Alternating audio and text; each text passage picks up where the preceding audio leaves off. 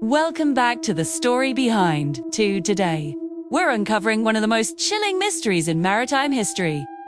A ship found drifting in the Atlantic, perfectly intact, cargo untouched, but its crew vanished without a trace. This is the haunting story of the Mary Celeste. Have you ever heard a story so strange, so chilling, that it stays with you long after you've heard it? Well, get ready, because today we're diving into one of the greatest maritime mysteries of all time. Imagine you're a sailor in the middle of the vast, that's unforgiving Atlantic Ocean. The year is 1872. You spot a ship, a two-masted brigantine, drifting silently on the waves. The lute's perfectly fine, its sails are even partially set, and it's heading unsteadily towards the Strait of Gibraltar. But as you get closer, an eerie feeling creeps in. There's no one on deck, no one at the helm. You hail the ship, but your calls are answered only by the sound of the wind and the creaking of timber. This isn't the opening scene of a horror movie. This is the real-life discovery of the Mary Celeste, a ship found completely abandoned, a ghost ship floating in the middle of the ocean. The story of what happened, or rather, what we don't know happened, has baffled historians, sailors, and mystery lovers for over 150 years. What could make an entire crew, including a captain, his wife, and their young daughter, vanish from a perfectly good ship, leaving everything behind? Today, we're going to piece together the clues, explore the theories, from the logical to the outright bizarre, and try to unravel the enigma of the ghost ship, Mary Celeste. So, let's set the scene. The Mary Celeste wasn't just any old vessel. She had a bit of a troubled past. Originally named the Amazon, she was built in Nova Scotia, Canada, in 1861. From her very first voyage, she seemed cursed. Her first captain fell ill and died. She later collided with another ship in the English Channel and then ran aground. Some sailors are superstitious, and this ship was already building a reputation. After changing hands a few times, she was sold to American owners, repaired, and renamed the Mary Celeste. A fresh start, perhaps?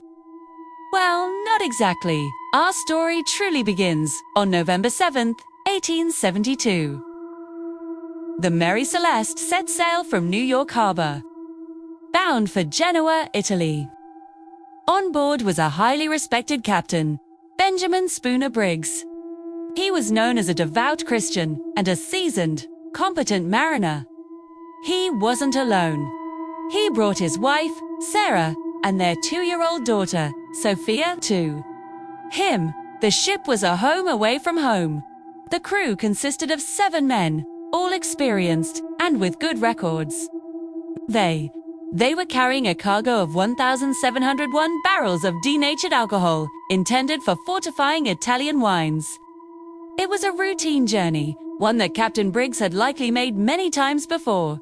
The weather was fair, the ship was in good condition, and spirits were high. What could possibly go wrong? For nearly a month, everything seemed to be going according to plan. Then, silence. On December 5th, 1872, almost a month after she left New York, the Mary Celeste was spotted by another ship, a Canadian brigantine named the Des Grieux. The captain of the Des Grieux, David Morehouse, was shocked. He actually knew Captain Briggs and had even had dinner with him in New York before they both set sail. He recognized the ship immediately, but he could tell something was very wrong. The way she was sailing was erratic.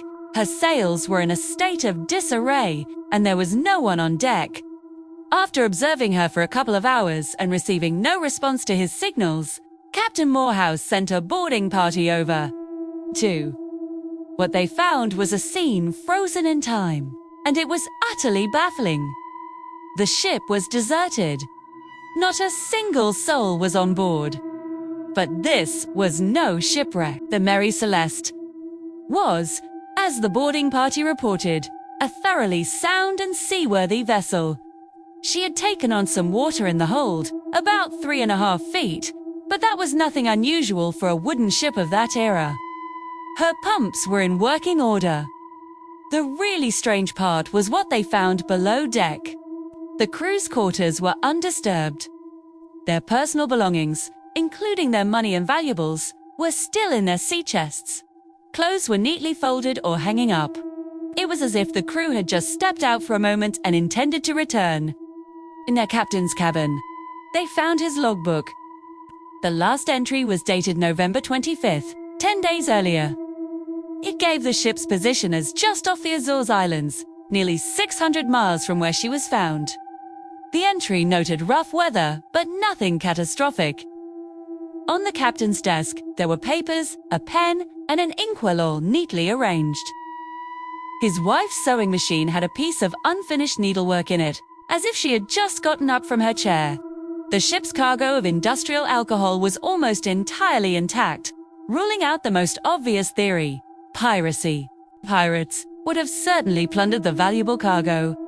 There was plenty of food and fresh water on board, enough for 6 months, so they didn't starve or run out of supplies.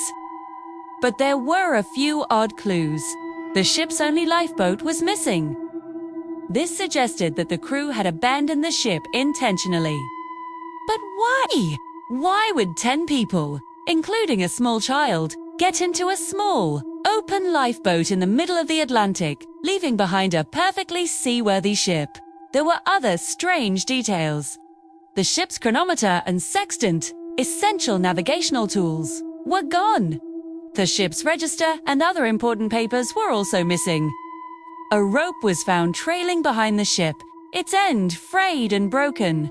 It was a scene filled with contradictions. Evidence of a hasty departure, yet the cabins were orderly. A missing lifeboat, yet the ship was sound.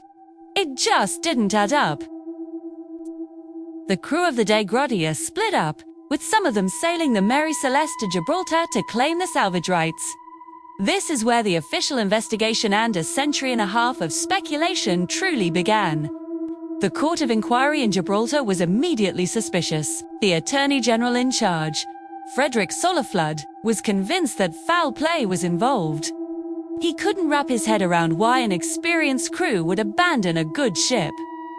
His initial theory was that the crew had gotten into the alcohol, murdered Captain Briggs and his family in a drunken rage, and then fled in the lifeboat. To prove this, he had the cargo inspected. But the barrels were all sealed, except for 9 which were empty. These were made of a different type of wood that was more porous, and it was later determined they likely leaked naturally, which wasn't unusual. Soliflood also pointed to some supposed bloodstains found on the deck and a sword with what he claimed was blood on it. However, further examination showed the stains were likely just rust or paint, and the blood on the sword was also inconclusive. There were absolutely no signs of a struggle or violence anywhere on the ship. The mutiny theory, while sensational, just didn't hold water. With no bodies and no real evidence, the court eventually had to release the salvage award, but the mystery was far from solved. So, if it wasn't mutiny or piracy, what else could it be? This is where the theories start getting really interesting. One of the most popular and logical explanations revolves around that cargo of alcohol. The theory goes that some of the barrels began to leak, releasing volatile alcoholic vapor into the hold. Captain Briggs, fearing an imminent explosion, might have ordered everyone to temporarily abandon ship in the lifeboat. He may have attached the lifeboat to the Mary Celeste with that long rope found trailing in the water, planning to return once the danger had passed. But then, a sudden squall could have hit, snapping the rope and leaving them adrift in their tiny boat, while the empty Mary Celeste sailed on without them. This explains the missing lifeboat and the panicked but orderly evacuation. It's plausible, but it's still just a theory. Another compelling idea involves a natural disaster. Perhaps they were hit by a seismic sea event, or a seaquake earthquake on the ocean floor. This could have violently shaken the ship, causing the barrels in the hold to shift and make alarming noises. Fearing the ship was breaking up, they might have abandoned it. Or maybe they encountered a waterspout, a tornado over water, which could have been terrifying enough to make them flee.